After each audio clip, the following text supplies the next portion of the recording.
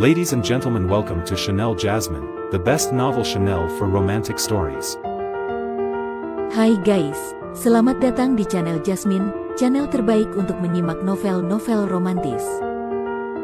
Mohon dukung channel ini dengan subscribe, like dan share video-video yang ada di channel ini. Terima kasih.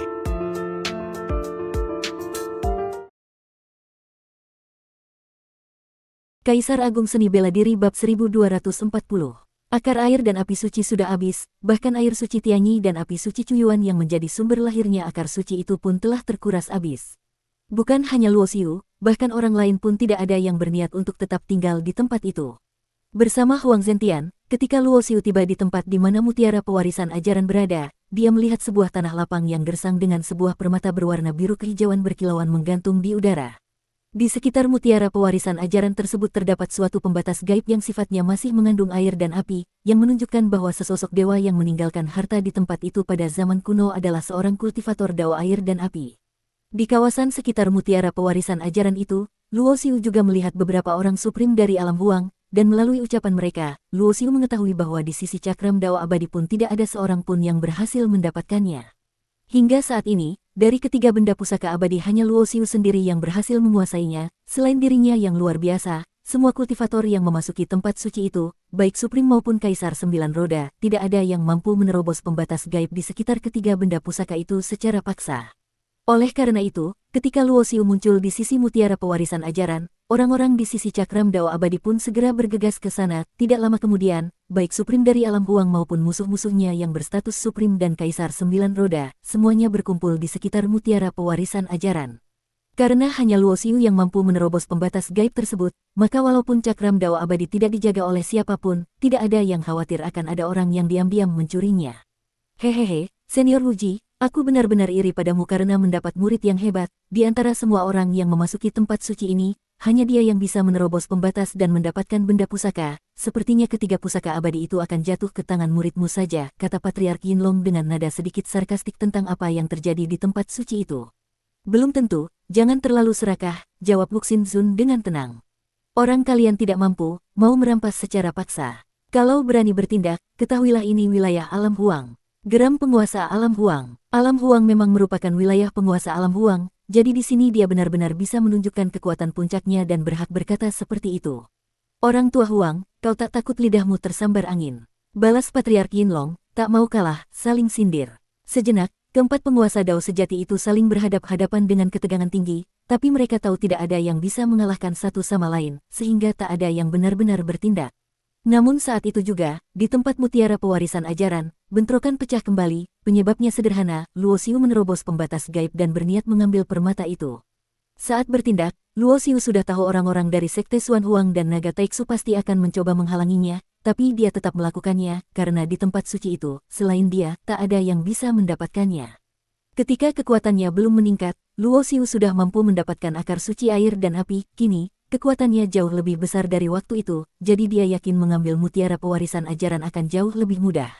Dan memang seperti yang Luo Xiu perkirakan, dia langsung melompat ke dalam pembatas gaib dengan kecepatan kilat, lalu secepat mungkin mendekati permata itu dan mengulurkan tangan untuk meraihnya.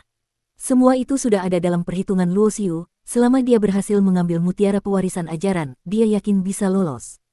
Dari lawan-lawannya, apalagi dia tidak sendiri, beberapa suprim dari alam huang juga akan membantunya melawan musuh.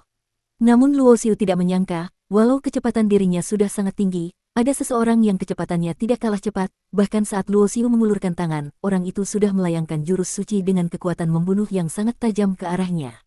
Semua terjadi sangat cepat, sehingga saat Luo Xiu sadar ada yang menyerangnya, dia sudah terlambat bereaksi. Yang membuat Luo Xiu makin marah, orang yang menyerangnya itu bukanlah dari Sekte Xuan Huang atau Naga Taiksu, melainkan seorang suprim tahap akhir dari alam huang sendiri. Puff! Luo Xiu berhasil memegang mutiara pewarisan ajaran, tapi segera tubuhnya meledakkan darah pekat. Tubuhnya tembus oleh sinar emas yang merupakan manifestasi jurus suci itu. Brengsek, Yuan Hua, kau melakukan apa? Sialan, Yuan Hua, ternyata kau pengkhianat. Teriak mereka. Suprim lain dari alam huang yang menyaksikan kejadian itu matanya membelalak. Tidak ada yang menyangka di saat genting seperti ini, ada pengkhianat di dalam alam huang. Wajah Luo Xiu sangat muram. Serangan jurus suci dari Suprim tahap akhir itu bukan hal mudah untuk ditahan. Meski penguasaan jalan kematian dan kehidupan Luo Xiu sangat tinggi, dia tetap tak bisa menahan hingga terbatuk darah 3 kali berturut-turut. Seret, Luo Xiu tak tinggal diam. Saat dia mengambil mutiara pewarisan ajaran, dia langsung mengerahkan kekuatan suci Dewa Perubahan untuk mengubah sifat ruang, dan seketika berpindah ke tempat ratusan mil jauhnya. Bunuh dia, kunci ruang, jangan biarkan dia kabur. Teriakan memerintahkan datang bertubi-tubi dari sekeliling, hanya dalam sekejap, berbagai jurus suci mengalir dan menutupi daerah tempat Luo Xiu berada. Brak, brak, brak. Satu persatu ruang itu hancur berkeping-keping oleh hantaman dahsyat, gelombang energi yang mengerikan menerjang ke segala arah, memusnahkan segala sesuatu di sekitarnya. Luo Xiu sudah mengeluarkan sekaligus tungku kekacauan Wuji dan Menara Huang, tetapi meskipun begitu, sebagian besar serangan ilmu suci masih mampu menembus pertahanan alat pusaka tersebut dan menghantam tubuhnya, membuat luka yang sebelumnya sudah ada semakin parah. Cahaya darah merekah di sekujur tubuh Luo Xiu, ia merasakan kekuatannya terkuras sangat cepat, bahkan kesadarannya mulai samar dan nyaris pingsan. Aku terlalu lengah, bisik Luo Xiu dengan senyum getir di sudut bibirnya. Ia sudah memperhitungkan segalanya, tapi tak pernah terpikir bahwa di antara para suprim dari dunia Huang ada seorang pengkhianat yang bersembunyi. Seandainya bukan karena serangan mendadak dari Suprim Yuan Hua, yang berkhianat itu, setelah mendapatkan mutiara pewarisan ajaran pun Luo Xiu bisa dengan mudah mundur dari pengepungan berkat pertahanan Menara Huang dan tungku kekacauan Wuji. Namun karena satu langkah yang tak terduga itu, ia langsung terperangkap dalam kesulitan. Saat ini, Luo Xiu sama sekali tak punya waktu untuk memulihkan luka-lukanya, bahkan kesempatan mengeluarkan pil dari cincin penyimpanan pun tidak ada. Mengaktifkan pertahanan Menara Huang terlalu membebani kekuatannya, akhirnya dengan tekad kuat ia menyerap kembali menara itu ke dalam lautan kesadarannya, lalu mengerahkan seluruh kekuatan tungku kekacauan Wuji ke level maksimal, sambil menjalankan dua hukum tata ruang dan kecepatan secara bersamaan, berlari secepat mungkin menjauh. Hukum ruang dan kecepatan memang sangat cocok untuk pelarian, ditambah tenaga Dao abadi yang kuat, hanya dalam hitungan napas Luo Xiu berhasil menembus kepungan lawan dan meloloskan diri. Kejar dia, jangan biarkan dia kabur. Teriakan marah dari para kuat-kuat sekte Xuan Huang dan naga Taixu membahana, mereka tentu tak rela melihat Luo Xiu membawa mutiara pewarisan ajaran begitu saja melarikan diri. Banyak dari mereka segera mengejar, termasuk para ahli penguasa ruang dan kecepatan. Tentunya yang berani mengejar Luo Xiu adalah para suprim yang sangat kuat, sementara para kaisar 9 roda sudah tahu diri. Meski mereka juga menguasai hukum ruang dan kecepatan, kekuatan Dao yang dimiliki suprim tetap kalah dibandingkan kekuatan Dao abadi yang dikuasai Luo Xiu.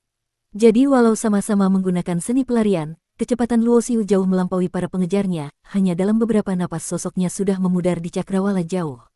Setelah jarak cukup jauh, Luo Xiu segera mengeluarkan air suci Tianyi dari dalam cincin penyimpanannya, minum langsung dari botol giok itu dengan kepala mendongak, aliran energi kehidupan yang kuat segera menyebar dalam tubuhnya dan mempercepat penyembuhan luka. Memang pantas disebut obat suci yang bisa membentuk kembali sumber asli, efeknya benar-benar luar biasa, pikir Luo Xiu, air suci Tianyi ini jauh melampaui pil suci kelas Suprim 10 roda dalam hal penyembuhan. Brengsek, saat penguasa Dao sejati Wuji menyaksikan Luo Xiu diserang mendadak oleh orang dari pihaknya sendiri di dunia Huang, kemarahannya langsung meledak, sekelilingnya memancar aura membunuh yang sangat tajam. Matanya menatap penguasa Dao sejati Wuxin dan Patriark Yinlong, kini dia mulai mengerti mengapa kedua orang itu bisa begitu percaya diri di tempat ini. Kalian cuma bisa pakai cara licik seperti ini. Wajah penguasa alam Huang penguasa Dao sejati juga sangat buruk, karena Suprim Yuan Hua yang berkhianat itu ternyata orang dari sukunya sendiri. Sebagai leluhur klan Huang, dia bahkan tidak tahu kapan anak buahnya sudah disogok oleh sekte Xuan Huang dan naga Taixu. Selama waktu yang tak terhingga, infiltrasi sekte Xuan Huang dan naga Taixu ke wilayah 8 Suprim terus berlangsung tanpa henti, tak seorang pun menyangka infiltrasi itu sudah sampai sejauh ini, bahkan tingkat atas suku Huang pun telah dibeli. Wuji penguasa Dao sejati tentu tak mungkin membiarkan Luo Xiu celaka, maka saat pengkhianatan terjadi, dia sudah siap bertindak. Namun Wuxin penguasa Dao sejati tampaknya sudah menduga hal itu, sehingga saat Suprim Yuan Hua menyerang, dia langsung melangkah menghalangi Wuji penguasa Dao sejati. Pergi dari sini, teriak Wuji penguasa Dao sejati dengan amarah, mengayunkan tinju seolah-olah seluruh jalan surgawi akan runtuh menghadapi pukulan itu. Penguasa Dao sejati Wuxin tidak berkata apa-apa, di belakangnya muncul gelombang hitam kekuningan yang bergulung seperti sungai deras. Xuan, yang berarti hitam, itulah kekuatan Dao yang dibentuk Wuxin penguasa Dao sejati, yaitu Dao Xuan Huang. Brak, tinju Wuji penguasa Dao sejati menghantam kekuatan Dao Xuan Huang itu, gelombang demi gelombang beriak tampak jelas, tenaga suci Wuji yang berkilau emas bertabrakan sengit dengan kekuatan Dao Xuan Huang hitam kekuningan, keduanya seimbang. Hehehe, bocah yang punya bakat Dao abadi, membunuhnya memang sayang, tapi lebih sayang kalau bukan orangku, canda Patriark Yinlong dengan tawa cempreng bak gadis muda. Saat Wuji dan Wuxin penguasa Dao sejati bertarung, dia mengayunkan tangan gioknya mengoyak ruang hampa dan langsung memasuki tempat suci itu. Bersambung.